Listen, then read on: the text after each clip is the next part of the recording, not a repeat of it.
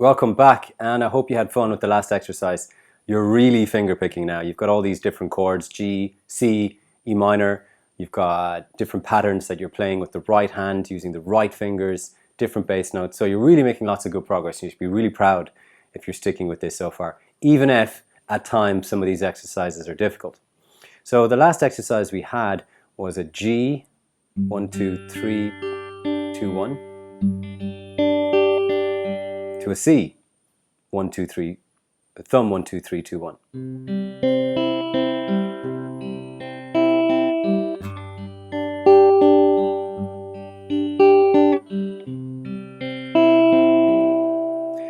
And if that went really well, my challenge to you is to get your metronome back out and see what pace you're playing it at, and just up it a little bit, right? Up the pace from 60 to 70, and see if you can still do it, and see if you can still use the right fingers, hit clean, warm notes, and play it at that higher speed.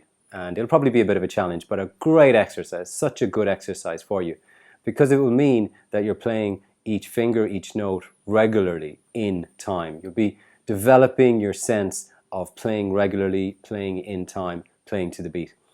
If the last exercise was a struggle, same thing really, except play it really slowly and play it to the beat and put the metronome nice and low and just get yourself playing the next note to that beat. And that's the best way to move forward. Now what I'm going to do is I'm going to give you another pattern. And this pattern is one that I really like because I use it a lot myself, and because it's something that's musically to the ear just really interesting, and I'm so excited for you to learn it. So let's get into it. So we'll start with the G chord, and we'll play what we've been playing up until now, which is thumb 1, 2, 3. It sounds great. And I'll just do that again. And now what I'm going to do that's different is I'm going to go thumb 3, 2, 1. So it's going to sound like this. Third finger, second finger, first. So it's going to sound like this if I play it twice or three times.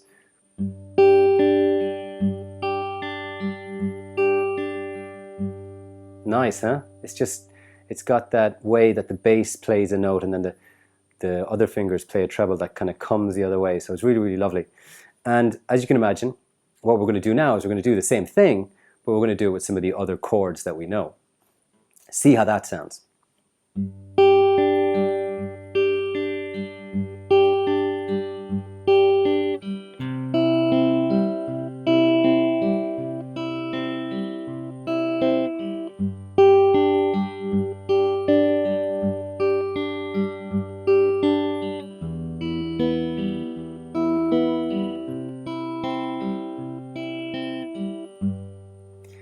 And so when I took my fingers off the guitar there, that was E minor. I could have played this, but I don't actually play this string with this note or this note on it. So I can actually just play E minor open like we said in the last section.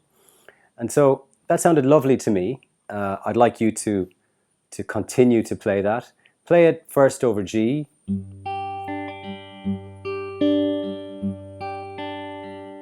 Maybe for like 3 or 4 minutes. Just get into the sound of it. Get into the feel of playing it comfortably. Feel free to get out your metronome and play it along to the metronome and get the timing right as well. Then we'll move to C and we'll play the same thing.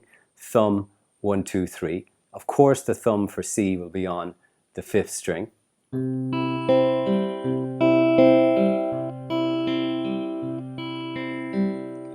And then we go back to G for a while maybe. Maybe, it's up to you.